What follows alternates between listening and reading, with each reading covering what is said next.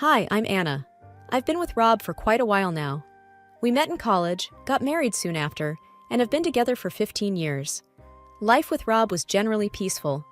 We lived in a decent house, had good jobs, and shared a bunch of common interests, but there was always something missing: a child. You see, we tried for years to get pregnant. We visited doctors, tried different treatments, and even considered adoption. But nothing worked. As time went on, the strain of our childless reality began to pull at our once strong bond. Arguments became frequent, and the future started to look a bit gloomy. But then, one day, something changed. It was a regular Wednesday morning. I woke up feeling a little queasy. Thinking it was something I ate, I brushed it off. But then I remembered I had missed my period. Could it be?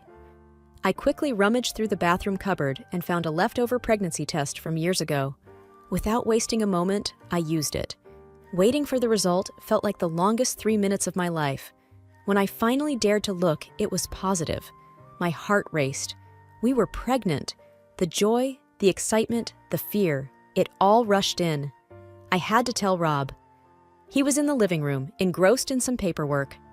Taking a deep breath, I walked up to him, the test still in my hand. "Rob," I began, trying to keep my voice steady. "I'm pregnant."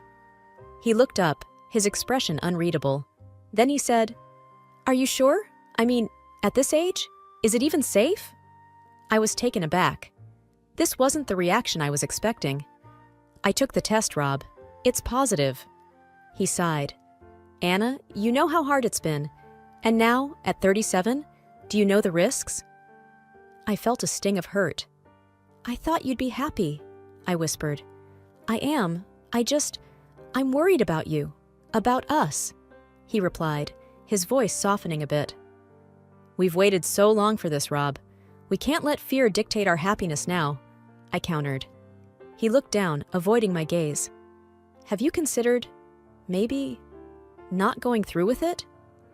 I couldn't believe my ears. Terminate the pregnancy? No, Rob. This might be our only chance. We sat in silence for a while, the weight of our situation pressing down on both of us. I wanted him to be as overjoyed as I was, but at that moment, all I saw in his eyes was fear and uncertainty. That night, as we lay side by side in bed, I held on to hope. Hope that our child would bring us closer again. Hope that our love was strong enough to overcome any challenge. And above all, hope for the future. The next few months were tough. As days turned into weeks, it became clear that this pregnancy wasn't going to be easy. I was often sick, nauseated, and felt exhausted all the time. But each little kick from inside reminded me why it was all worth it. One day, after feeling particularly weak, I collapsed. Thankfully, Rob was home and immediately rushed me to the hospital. As I lay on the cold hospital bed, surrounded by beeping machines, I felt more vulnerable than ever before. "Is she going to be okay?" I heard Rob ask Dr. Mitchell, his voice laced with worry. "She needs rest," Dr. Mitchell replied. "Her body is under a lot of strain due to the pregnancy. It's imperative that she stays relaxed and avoids any stress." That hospital stay was the first of many. Each time I was admitted, I'd watch Rob from the window, pacing back and forth in the hospital corridor, talking on the phone, sometimes even arguing with the billing department. One evening, as I lay in the hospital bed, Rob walked in with a weary look on his face. He looked like he hadn't slept for days. "I met with Dr. Mitchell," he began. "He said we need to consider the possibility of bed rest for the remainder of the pregnancy." I nodded slowly. "If it's best for the baby, I'll do it." Rob sat down next to me, holding my hand. "I'm sorry, Anna. I wish I could do more to help." I squeezed his hand. "You're here with me. That's more than enough." However, as the days went by, Rob's visits became less frequent. Sometimes he'd call, other times he'd send a text saying he was caught up with work. But the distance between us seemed to be growing. During one of my longer hospital stays, I was feeling particularly low. Missing the comfort of my home, I asked a nurse if I could use the phone to call Rob. "It's been 3 days," I said, trying to keep the tremor out of my voice when he answered. "You haven't visited." "I know, Anna. It's hard for me." Seeing you like this, he admitted. Rob, I need you, now more than ever. Silence. I'll try to come by tomorrow, he finally said, his voice distant.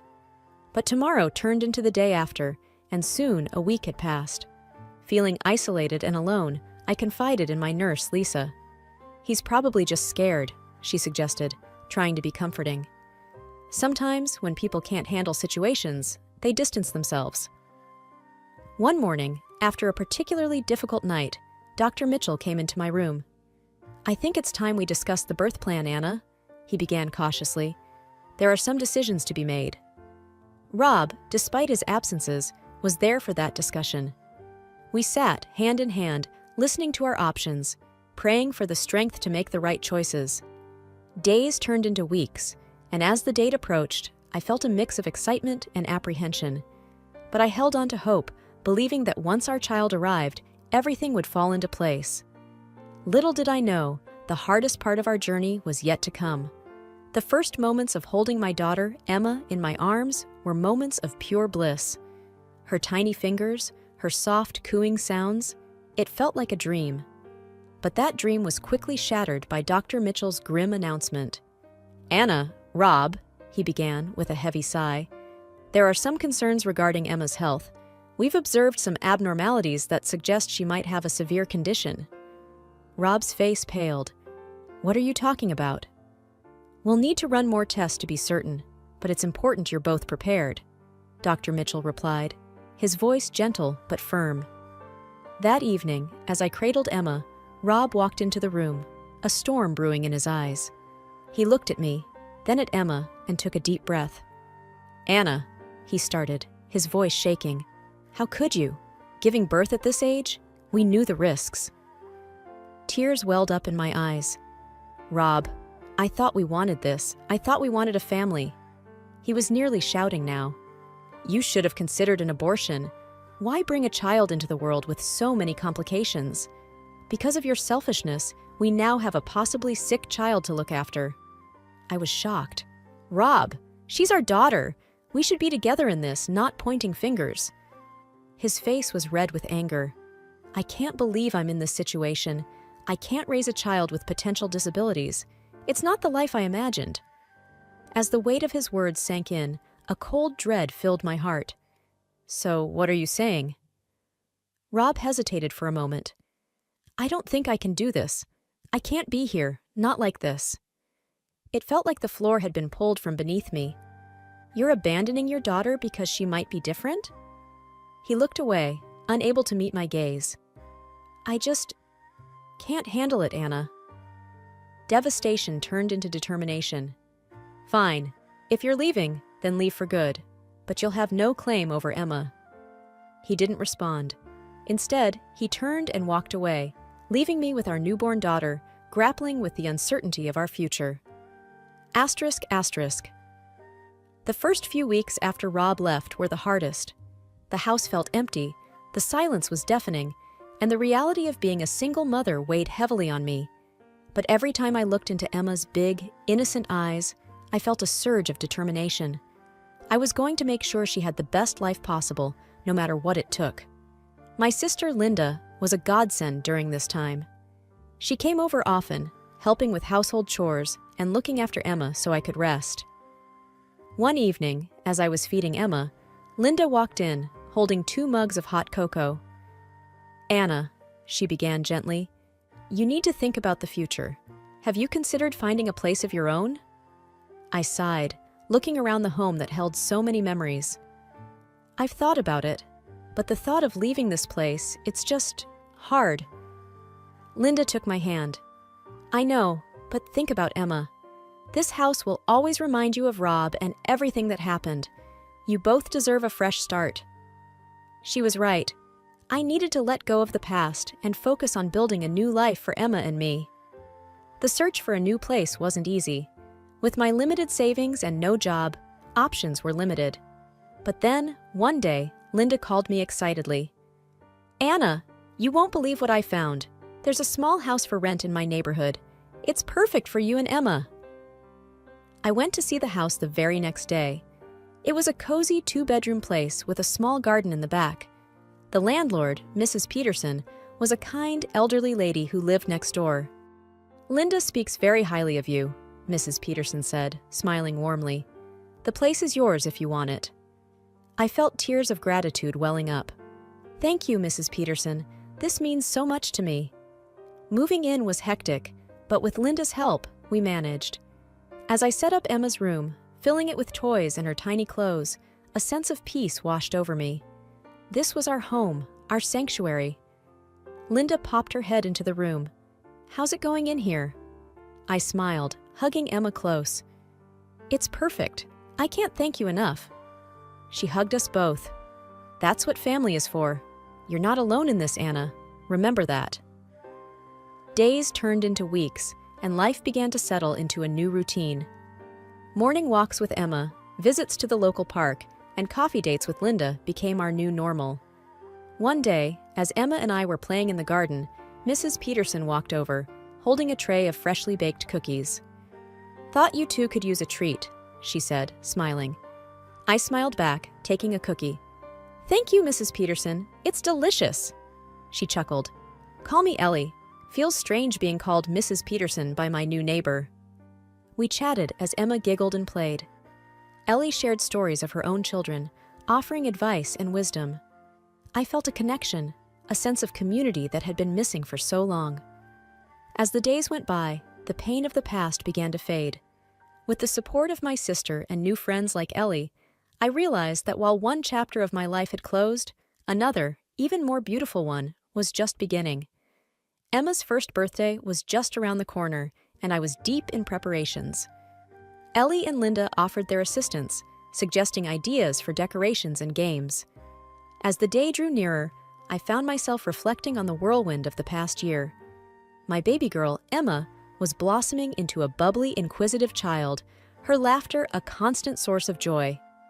One afternoon, as I was laying Emma down for her nap, the phone rang. The sound was sharp and unexpected. "Hello?" "Hello, Anna," came the familiar voice. It was Dr. Mitchell. I felt a twinge of anxiety. "Dr. Mitchell, is there a problem?" He hesitated, which only deepened my concern. "Anna, I need you to come to the hospital. There's something about Emma we need to discuss." I felt my heart in my throat. "Is she okay?" His voice was thick with regret. "Please come in. We need to talk face to face." Linda agreed to watch Emma while I rushed to the hospital. The drive felt much longer than it was, my mind racing with worst-case scenarios. Dr. Mitchell greeted me in his office, his usually calm face lined with worry. "Anna, I'm so sorry to call you in this way." My patience was thinning. "What's going on?" Taking a deep breath, he began.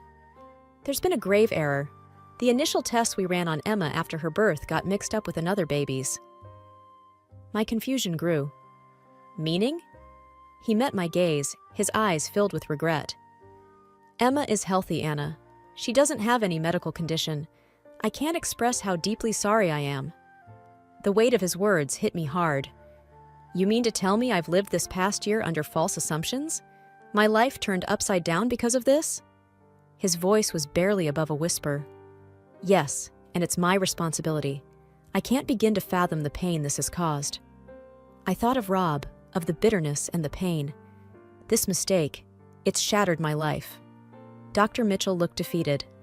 "I know words can't change the past, but I'll do everything I can to make it right." I took a moment to collect my thoughts.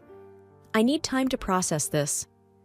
Driving home, a mix of relief and fury consumed me.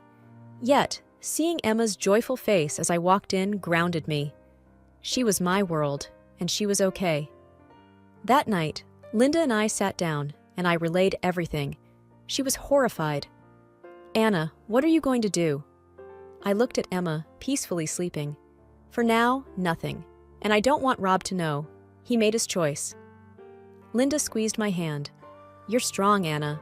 Remember, you're not alone in this." In the stillness of the night, I reflected on our journey. Yes, the revelation about Emma's health was bittersweet. But one thing was for sure. I would protect and cherish her, regardless of the past. The swift passage of time amazed me. Before I knew it, Emma was already 5 and gearing up for her first day of school. My feelings were a whirlwind of pride, hope, and the natural apprehension of a mother. At breakfast, a few days before school, Emma gazed at me, her eyes shimmering with anticipation. "Mom, will I be going to school like other kids?" I smiled warmly. "Yes, sweetie. In just a few days, you'll be starting." Her face lit up. "Will I find friends there? Will they like me?" Touched by her innocence, I assured her, "Emma, you're such a lovely girl. Of course, they'll adore you." On her first day, dressed in her new school uniform with a pink backpack hanging from her shoulders, Emma paused at the school gates. With a quiver in her voice, she admitted, "Mommy, I'm scared no one will talk to me." I crouched to her eye level. "Honey, always remember to be yourself. You're amazing, and they'll see that. Just give it some time." Her small hand waved goodbye as she joined the bustling crowd of students. I watched her until she was out of sight, my heart heavy with the typical worries of a parent. A few weeks later, Emma was all excitement and stories about her new friend Sophia. Their adventures during breaks, their shared love for painting, and their little secrets. One day, she bounced home asking, "Mom, can Sophia come over tomorrow?" Delighted at her blossoming friendship, I agreed. "Absolutely. I'm eager to meet your new buddy." The next afternoon was filled with their giggles and playful shouts. From the corner of my eye, I noticed their genuine bond and thought of how childhood friendships were so pure and uncomplicated. As the sun dipped, a car pulled up. Emma, holding Sophia's hand, led her to the door. To my shock, standing there were Rob and a young woman, presumably his new wife. "Emma, inside. Now." Rob's voice was curt. Sophia, sensing the tension, looked worriedly between her parents and me. "Daddy, I had so much fun. Emma's my best friend." Rob's gaze was cold. "Sophia, we've talked about this. You shouldn't play with ... inferior children." His voice dripped with disdain, making it clear whom he referred to. I felt a rush of anger. Before I could retort, the young woman, probably trying to mediate, gently tugged at Sophia's hand. "Come, dear. Let's go home." Emma stood close to me, her eyes filled with confusion and hurt. As the car drove away, she whispered, "Mom, why did he say that?" Holding her close, I replied, "Sometimes, sweetie, people don't say the nicest things, but always remember, you're wonderful just the way you are." That evening, as I tucked Emma in, I promised myself that no matter what, I'd always protect her from the cruel judgments of the world. Only days after the incident, my phone buzzed with an unknown number. I hesitated, then answered, "Hello?" A woman's voice, soft yet firm, responded, "Hi, this is Emily, Sophia's mother. Can we talk?" Surprised, I replied cautiously, "Of course. What's on your mind?" She hesitated. "I'd rather discuss this face to face. Can we meet tomorrow? There's a cafe around the corner from your house." After a moment, I agreed. "All right, see you at 10 a.m.? The next morning, I saw Emily waiting. She looked out of place, her pristine appearance contrasting with the laid-back vibe of the cafe. As I approached, she stood up, offering a polite, if slightly forced, smile. "Thank you for coming," she began, her eyes searching mine. "After the other day, I couldn't shake off a nagging feeling that there's more to the story than Rob's told me." I took a deep breath. "I'm not one to spread tales, but since Sophia is involved, I think you should know." She leaned forward, anticipation evident. "Please, tell me everything." Over the next hour, I unfolded our past. How Rob and I had struggled with fertility, my unexpected pregnancy, his disinterest, the misdiagnosis, his leaving, and my subsequent journey with Emma. I made sure to be factual, not letting emotion color the narrative. Emily sat stunned. "He never told me any of this. He said you were the one who left him, and he always painted such a rosy picture of your marriage." I shrugged. "Sometimes people craft stories to cope, or to hide." She looked defeated. "I feel like such a fool. I thought our love was genuine, but now it seems like he was just replacing one life with another." "Emily," I started, my tone firm, "it's not about him anymore. It's about Sophia and Emma. They've formed a bond. I don't want Emma to suffer because of our past." She nodded. I completely agree. Children shouldn't be dragged into adult disputes. As we parted, I felt a weight lifted. For the first time, I felt like I was truly free from Rob's shadow, having laid our past bare. That evening, as Emma played with her toys, she looked up. Mom, will I see Sophia again? Smiling, I said, Yes, sweetie, you will. And always remember, your past doesn't define your future, you do. My phone buzzed on the coffee table, startling me from my thoughts. Rob's name flashed on the screen, a name I hadn't expected to see in a long time. Hesitating for only a moment, I answered. Anna. Rob's voice was filled with a mix of anger and desperation. Do you have any idea what you've done? I frowned, taken aback. What are you talking about? Emily left me, he spat out bitterly. She filed for divorce, and she's taken everything. I've lost almost everything, Anna, and it's all because she spoke to you. I could hardly believe what I was hearing. Rob, you made your choices. I just told her the truth. There was a heavy pause. She also told me about Emma, that she's healthy. You never told me. Why would I? After everything you said, after everything you did, you didn't deserve to know, I retorted. Rob's voice grew softer, almost pleading. Anna, I made a mistake. I realize that now. I want to be there for Emma. I want to be there for you. We can be a family again. I scoffed in disbelief.